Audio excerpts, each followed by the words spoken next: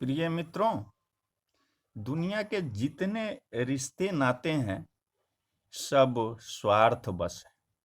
स्वार्थ अगर समाप्त हो जाए तो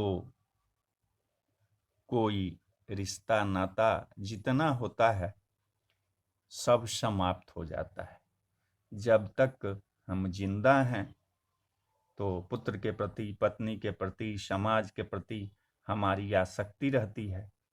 हम देखते हैं कि जो धन कमा के लाए हैं इससे हमारा पुत्र बढ़ेगा, लेकिन वही पुत्र जब हमारी मृत्यु हो जाती है तो उसके बाद वो मेरे किए हुए काम को भी याद नहीं रखता है। हमें तो अपने कर्म के अनुसार ही फल भोगना पड़ता है जैसा हम करते हैं। तो आइए एक कथा सुनाते हैं कि एक बार देवर्षि नारद अपने शिष्य तुम्बरु के साथ कहीं जा रहे थे। गर्मियों के दिन थे। एक जगह उन्होंने पानी पिया और पीपल की छांव में जाकर बैठ गए। वहां पर जब बैठे हुए थे तो देखते हैं कि एक कसाई जो है 25-30 बकरियों को लेकर जा रहा है। उसमें से एक बकरा जो था एक दुकान पर चढ़कर उसका जो खाने का सामान मोठ रखा हुआ था उसको खाने लगा। उस दुकान पर नाम लिखा था सगाल चंद सेठ। दुकान पर जो बोर्ड लगा हुआ था उस पर दुकान का नाम था सगाल चंद सेठ। दुकानदार का बकरे पर ध्यान जाते ही उसने बकरे के कान पकड़कर 2-4 घुस्से लगा दिए।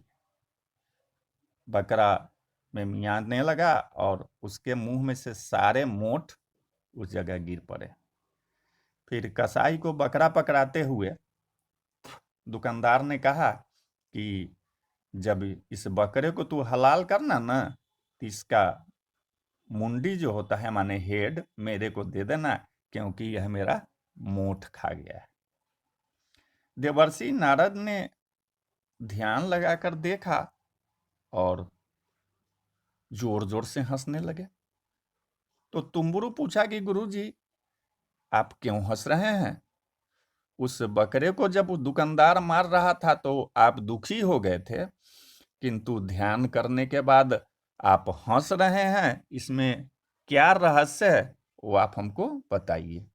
नारद जी ने कहा छोड़ो, ये सब तो कर्मों का फल है।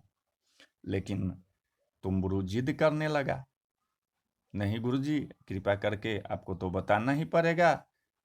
तो नारद जी बोले कि इस दुकान पर जो नाम लिखा हुआ है सगाल चंद सेठ, वह सगाल चंद सेठ स्वयं यह बकरा होकर आया है। यह दुकानदार जो है इस सगाल चंद सेठ का ही पुत्र है।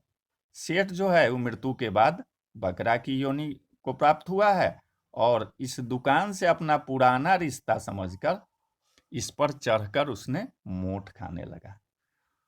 उसके बेटे ने ही उसे मारकर भगा दिया। मैंने देखा कि 30 बकरों में से कोई दुकान पर नहीं गया, फिर यही क्यों गया? इसीलिए मैंने ध्यान करके देखा था तो पता चला कि इसका पुराना इस दुकान से संबंध है। जिस बेटे के लिए सगाल चंद सेठ ने इतना कमाया था वही बेटा मोठ के 4 दाने भी नहीं खाने देता और गलती से खा लिए तो मुंडी मांग रहा है पिता की। इसलिए कर्म की गति न्यारी है। इसलिए कर्म की गति और मनुष्य के मोह पर मुझे हंसी आ रही है कि अपने कर्मों का फल तो प्रत्येक प्राणी को भोगना ही पड़ता है और इस जन्म के रिश्ते नाते मृत्यु के साथ ही मिट जाते हैं, कोई काम नहीं आता है। तो बोलिए नारायण नारायण, जय श्री हरि।